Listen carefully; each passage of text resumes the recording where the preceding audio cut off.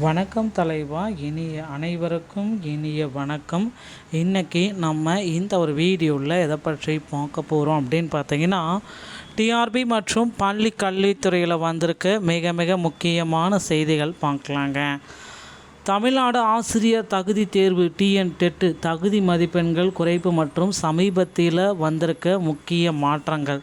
தமிழ்நாடு ஆசிரியர் தகுதி தேர்வு TET தொடர்பான மதிப்பு குறைப்பு, பணியில் உள்ள ஆசிரியர்களுக்கான கருணை மதிப்பெண் கோரிக்கைகள் மற்றும் நீதிமன்றத்தில் தற்பொழுதைய நிலைப்பாடு ஆகியவற்றை எல்லாமே நம்ம இந்த வீடியோவில் தொகுத்து பார்க்கலாம். அதற்கு முன்னாடி ஒரு சில வந்திருக்க இன்றைய அப்டேட்ஸ் என்ன அப்படின்னு பார்க்கலாம். அரசு கல்லூரி ஆசிரியர்கள் அல்லாத பணியாளர்கள் இடமாறுதலுக்கு இன்று விண்ணப்பங்களை நீங்கள் ஸ்டார்ட் பண்ணிக்கலாம். அரசு கலை அறிவியல் கல்லூரிகளில் கல்வியல் மற்றும் கல்லூரிகளில் பணியாற்றும் ஆசிரியர் அல்லாத பணியிடங்களுக்கான பொது மாறுதல் கலந்தாய்வு கண்டிப்பாக ஸ்டார்ட் பண்ணிட்டாங்க. புதன்கிழமை ஸ்டார்ட் பண்ணிட்டாங்க. வர 15 ஸ்டார்ட் ஆயிடுச்சுங்க. சென்னை உயர்நீதிமன்ற உயர்கல்வித்துறை விஸ்வநாதன் அவர்கள் வெளியிட்டுள்ள செய்திக்குறிப்பில் அனைத்து மண்டல இணை இயக்குனர் அலுவலகங்கள், அரசு கலை அறிவியல் கல்லூரிகள் மற்றும் அரசு கல்வியியல் கல்லூரிகளில் பணிபுரியும் ஆசிரியர் அல்லாத பணியிடங்கள் எல்லாமே டி பிரிவு ஊழியர்கள் நலன் கருதி பொது இட மாறுதல் கலந்தாய்வு நடத்தப்பட உள்ளது. ஜூலை 15 24 வரை ஆன்லைனில் விண்ணப்பித்துக் கொள்ளலாங்க. 6 முதல் 12ஆம் வகுப்பு வரை உள்ள வகுப்புகளுக்கு உடற்கல்வி பயிற்சி அந்த பாடப்பிரிவுகளை கட்டாயமாக இதை நடத்தணும். புதிய பாட புத்தகங்களை வெளியிட்டிருக்காரு பள்ளிக்கல்வித்துறை அமைச்சர். 6 முதல் 12ஆம் வகுப்பு வரை உள்ள உடற்கல்விக்கு பள்ளிகளில் உடற்கல்வி கட்டாயம். ஆசிரியர்களுக்கு புதிய பாட புத்தகங்கள். தமிழகத்தில் 6லேருந்து 12ஆம் வகுப்பு வரை பயிலும் மாணவ மாணவிகளுக்கு ஃபிசிக்கல் எஜுகேஷன் வகுப்புகள் கட்டாயம் நடத்தப்பட வேண்டும் என உத்தரவை தொடர்ந்து உடற்கல்வி ஆசிரியர்களுக்கான புதிய ஆசிரியர் வள நூல்கள் ரிசோர்ஸ் புக் மற்றும் பாட புத்தகங்களை பள்ளிக்கல்வித்துறை தயாரித்து வழங்க நடவடிக்கை மேற்கொள்ளப்பட்டுள்ளது. இதன் மூலம் அனைத்து பள்ளிகளிலும் உடற்கல்வி வகுப்புகள் திட்டமிட்ட முறையில் நடைபெறுவதையும் ஒரே மாதிரியான கற்பித்தல் முறையும் உறுதி செய்வதையும் அரசு நோக்கமாக கொண்டுள்ளது. இதுதான் இப்போ நடந்திருக்கு. எல்லாருமே இதை எதிர்பார்த்துருப்பாங்க. டெட் தேர்வு அப்படின்றது ஒரு தகுதியான தேர்வு தானா, எதன் அடிப்படையில் இதை பேஸ் பண்ணி சொல்கிறாங்க அப்படின்னு நிறைய பேர் ஒரே ஒரு குழப்பத்தில் இருக்காங்க. தேசிய அளவிலான கால்பந்து போட்டி, மாநில அளவிலான முன்கள வீரர் தேவை. நான் 1000 வீரர்கள் ஓர் இடத்துக்காக போட்டியிருக்கிறார்கள். அணி மேலாளர் சிறு தேர்வை வைத்து அதில் அதிக மதிப்பெண் பெற்றவருக்கே மாநில அளவில் இடம் என்கிறார். பிறகு அணி மேலாளர் முன்கள வீரரை தேர்ந்தெடுக்கிறார். பல போட்டிகள் அந்த வீரர் தனது திறமையை பயன்படுத்தி அதிக கோல்களை ஈட்டினார். ஆண்டுகள் கழிந்தன, புதிய மேலாளர் வந்தார். தமது அணியின் வீரர்களின் திறனை பரிசோதிக்க முன்கள வீரர்களை அழைத்து தேசிய அளவிலான போட்டியில் சிறப்பாக விளையாடினால் அணியில் தொடரலாம் அப்படின்றது தான். இந்த போட்டியில் பார்த்திங்கன்னா டெட் தேர்வுடைய அவசியம் என்ன அப்படின்றதையும் நீங்கள் பார்க்கலாம். சிடுக்கான சிக்கல்கள். பல ஆண்டுகள் நடைமுறைக்கு ஏற்ப ஆசிரியர் பணி வாய்ப்புகள் வழங்கப்பட்டது. அதன் பின் வேலைவாய்ப்பு அலுவலகம், பதிவு மூப்பு, டிஆர்பி போட்டித் தேர்வுகள் வந்தது. கட்டாய கல்வி உரிமை சட்டம் 2009 வந்தது. இடைநிலை ஆசிரியர் வரை போட்டித் தேர்வின் பெயர் டெட் ஆசிரியர் தகுதி தேர்வு என மாற்றப்பட்டது.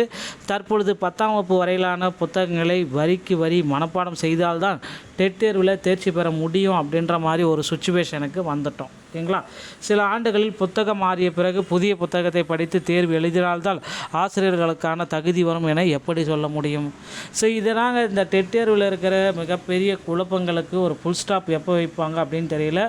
அனைத்து ஆசிரியர்களுக்குமே பார்த்திங்கன்னா சுற்றலைக்கு வெப்பலை, அனைத்து பள்ளி தலைமை ஆசிரியர்களுக்குமே ஒரு சுற்றலைக்கு வெப்பலை காரணமாக போயிருக்கு.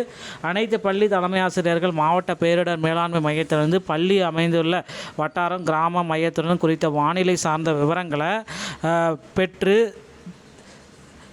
தினமும் பெற்று அவர்களின் அறிவுரைப்படி செயல்பட வேண்டும். மேலும் பள்ளி அமைந்துள்ள வட்டாரம் கிராமம் குறித்த வானிலை விவரங்களை பள்ளி தலைமை ஆசிரியர்கள் தினந்தோறும் பெறுவதற்கு ஏற்பாக பேரிடர் மேலாண்மை மையத்துடன் ஒரு வாட்ஸ்அப் குரூப் செயலி மூலம் இணைப்பதற்குண்டான பணியினை முதன்மை கல்வி அலுவலர்கள் ஏற்படுத்தப்பட வேண்டும் அப்படின்றதையும் குறிப்பிட்டிருக்காங்க. அடுத்து அந்த டெட் தேர்வில் பார்த்திங்கன்னா தகுதி மதிப்பெண்களில் சேஞ்சஸ் கொண்டு வருவாங்களாம். பொது பிரிவினர்களுக்கான மதிப்பெண் குறைப்பு. பொது பிரிவினருக்கான தகுதி மதிப்பெண்ணை குறைப்பது குறித்து அரசு பரிசீலித்து வருகிறது. இது 82 மதிப்பெண்கள் நிர்ணயிக்கப்பட்டிருக்கு. பாஸ் மதிப்பெண்கள். இடஒதுக்கீடு பிரிவினருக்கான தற்போதைய நிலை. தற்பொழுது ஓபிசி, எஸ்சி, எம்பிசிக்கு எல்லாத்துக்கும் பிரிவினருக்குமே 75 மதிப்பெண்கள், மற்ற பிரிவினருக்கு 60 மதிப்பெண்கள். ஸோ 75 மதிப்பெண்கள் மற்ற பிரிவினர்களுக்கு 60 மதிப்பெண்களும் தகுதியாக உள்ளது. இதில் மேலும் சலுகைகள் வழங்க கோரிக்கைகள் எழுந்திருக்கு. அனைவருக்குமே அந்த மாதிரி 60 மதிப்பெண்களை கொடுங்க அப்படின்னு கேட்குறாங்க. தகுதி மதிப்பெண் குறைப்பது தொடர்பாக தமிழக அரசு எடுத்துள்ள கொள்கை முடிவு ஜூலை 24ஆம் அன்று நீதிமன்றத்தில் தாக்கல் செய்ய இருக்கிறார்கள். ஸோ மூத்த ஆசிரியர்களுக்கான கோரிக்கைகள். Demand for senior teacher. ஆண்டுக்கு ஒரு மதிப்பெண் வீதம் கருணை மதிப்பெண் வழங்கப்பட வேண்டும். பணியில் உள்ள ஆசிரியர்கள் வாழ்வாதாரத்தை காக்க அவர்களின் ஒட்டுமொத்த பணிக்காலத்தில் ஆண்டுக்கு ஒரு மதிப்பெண் வீதம் கருணை மதிப்பெண்கள் வழங்க கோரிக்கை விட்டிருக்காங்க. வயது மூப்பு மற்றும் நினைவாற்றல் சவால்கள். 20 ஆண்டுகளுக்கு வேகமாக பணியில் உள்ள ஆசிரியர்கள் வயது மூப்பு காரணம் புதிய பாடத்திட்டத்தை படிப்பதிலும் நினைவில் கொள்வதிலும் சிரமங்களை எதிர்கொள்கிறாங்க. ஸோ பணிச்சுமை மற்றும் மன அழுத்தம். பள்ளி பணிகளுக்கு இடையில் உளவியல், ஆங்கிலவியல், பொது அறிவு போன்ற பாடங்களை தனியாக படிப்பது ஆசிரியர்களுக்கு கடும் மன அழுத்தத்தை ஏற்படுத்தும். ஸோ நீதிமன்ற உத்தரவு மற்றும் காலக்கெடு. கோர்ட்டோடைய ஆர்டர்ஸ். ஜூலை 24ஆம் தேதி முக்கியமான ஒரு காலக்கெடு. தமிழக அரசு தனது இறுதி முடிவை ஜூலை 24ஆம் தேதிக்குள் சென்னை உயர்நீதிமன்றத்தில் தெரிவிக்க வேண்டும். தேர்வு முடிவுகளுக்கு இடைக்கால தடை. அரசு முடிவை அறிவிக்கும் வரை ஆசிரியர் தகுதி தேர்வு முடிவுகளை வெளியிடக்கூடாது என உயர்நீதிமன்றம் தடை வச்சிருக்காங்க.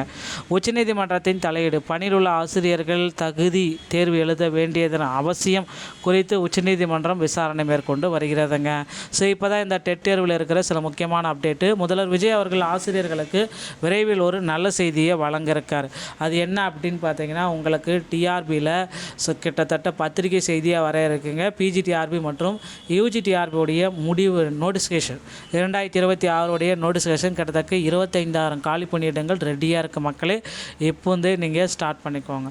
அடுத்து பள்ளி கல்வித்துறையில் முதல்வர் விஜய் அவர்கள் தேர்தல் வாக்குறுதிகளில் குறிப்பிட்ட மாதிரி 149 ஜிஓவை நீக்கிறதுக்கு உண்டான ஒரு பெரிய ஒரு அரசாணை ரெடி ஆகிட்டுருக்கு. இதற்கான அப்டேட்டையும் ஒரு சில தினங்களில் நாம் பெற்றுக்கொள்ளலாங்க. ஆசிரியர் தகுதி தேர்வில் இது எல்லாமே பார்த்திங்கன்னா ரொம்ப கட்டாயமாக்கப்பட்டிருக்கிறது. ஸோ டெட் தேர்வுக்கு உண்டான ப்ளூ பிரிண்ட்ஸ் எல்லாமே தற்சமயம் நீங்கள் செக் பண்ணிங்கன்னா உங்களுக்கு தெரியும். மூத்த ஆசிரியர்களின் கோரிக்கை மற்றும் அரசின் நடைமுறை சாத்திய கூறுகள் அவங்க கேட்குறாங்க. எங்களுக்கு இந்த பதவி மூப்பை மாற்றியமைங்க. பணியில் உள்ள அனைத்து ஆசிரியர்களுக்கும் தகுதி தேர்வு கட்டாயம். செப்டம்பர் 2025 இந்த இது கொடுத்ததுனால தேர்வு நிறைவு. தாள் 1 மற்றும் தாள் 2 சமீபத்தில் ஸ்பெஷல் டெஸ்ட் நடந்திருக்கு. ஸோ இந்த இதை மாற்றியமைங்க. இல்லைனா ஸ்பெஷல் டெஸ்ட்டுக்கு போனஸ் மதிப்பெண்களை வழங்குங்க, இல்லை வெயிட்டேஜ் மார்க் முறையை பயன்படுத்துங்க அப்படின்னு நிறைய கோரிக்கைகள் வச்சுருக்காங்க. தேர்வு கடுமையாக இருக்கிறதுனால ஸோ என்ன முடிவெடுக்கிறாங்க அப்படின்னு அரசு தரப்புலேருந்து நம்ம விரைவில் எதிர்பார்க்கலாம். டிஆர்பி மற்றும் பள்ளி கல்வித்துறை சம்மந்தப்பட்ட செய்திகள் அனைத்தையும் நீங்கள் உடனுக்குடன் பெற நீங்கள் நம்முடைய சேனலோடு இணைந்திருங்கள். நன்றி, வணக்கம், தேங்க்யூ.